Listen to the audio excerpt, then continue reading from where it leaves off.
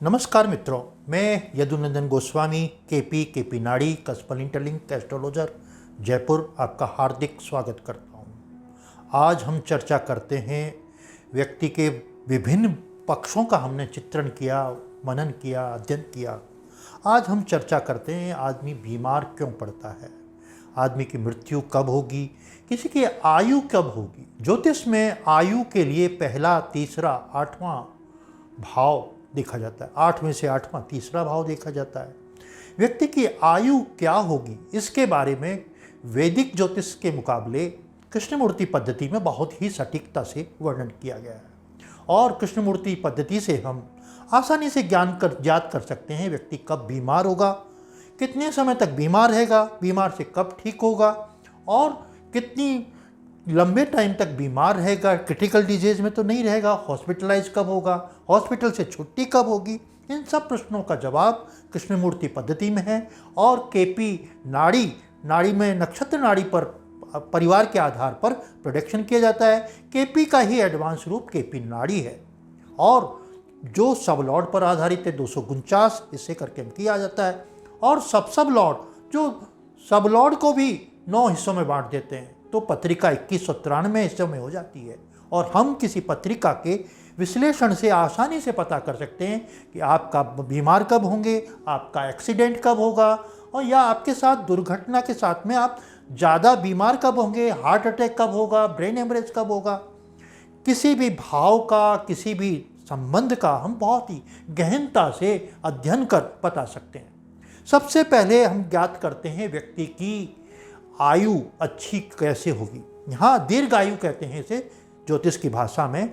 जो 66 वर्ष से ज़्यादा जिसकी आयु होती है उसे हम दीर्घायु कहते हैं।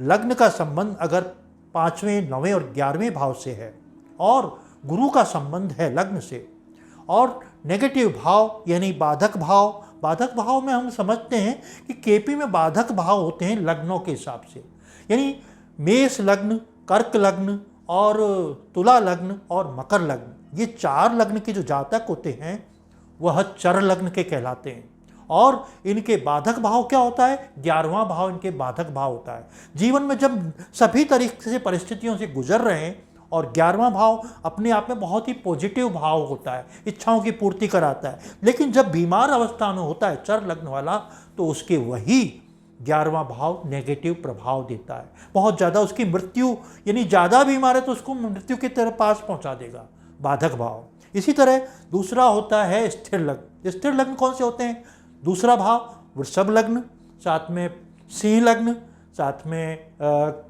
कुंभ लग्न और वृश्चिक लग्न, ये 4 लग्न स्थिर लग्न कहलाते हैं। और वैदिक ज्योतिष में जहाँ 9वां भाव भाग्य भाव कहलाता है, यहाँ बाधक भाव कहलाता है, यानी बाधक भाव कहलाता है।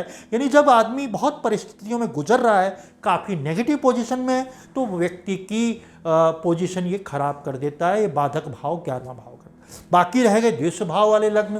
द्विष भाव लग्न वाले होते हैं मिथुन लग्न वाले, कन्या लग्न वाले, धनु लग्न वाले और मीन लग्न वाले। ये 4 लग्न वाले द्विष भाव के लग्न होते हैं और यहाँ बाधक भाव होता है 7th हाउस।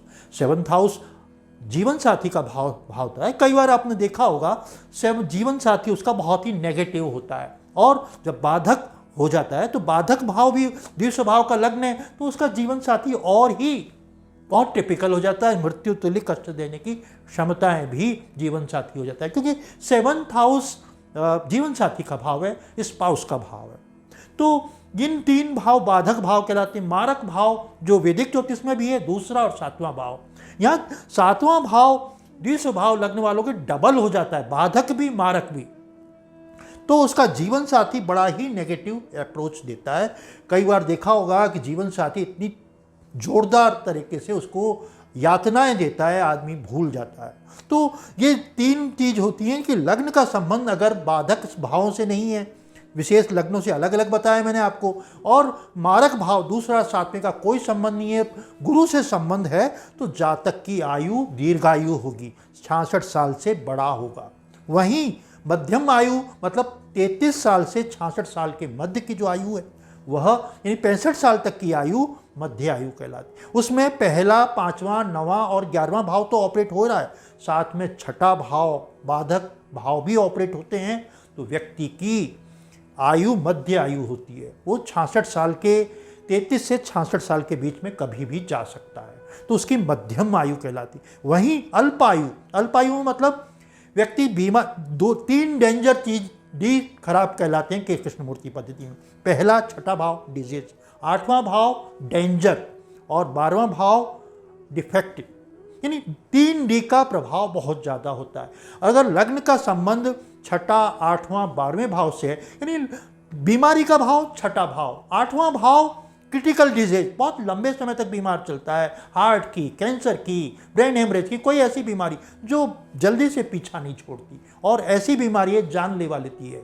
तो अगर इनका 6-8 का संबंध बन रहा है, 12वें का भी बन रहा है, 12वां मतलब अस्पताल, तो ये खराब बीमारी है, अस्पताल में भर्ती है, सीरियस है, आईसीयू में भर्ती है, पहला भाव प्रभावित हो रहा है, आपका दशा भुक्ति अंतरा भी खराब चल रही, गोचर में भी आपकी शनि की पोजीशन खराब, तो आदमी की अल्पायु होती है, 33 साल से कम आयु होती है। तो उसको तो जिस चार्ट देख के ही आपको मालूम पड़ जाएगा कि इसकी तो बहुत कम आयु है, 33 साल से कम कभी भी ये व्यक्ति जा सकता है।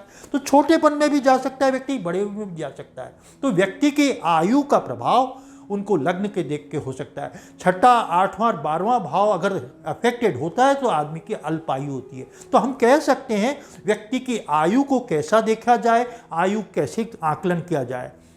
आपने अगर तो मेरा चैनल को सब्सक्राइब नहीं किया है तो चैनल को सब्सक्राइब करें, लाइक करें। नमस्कार।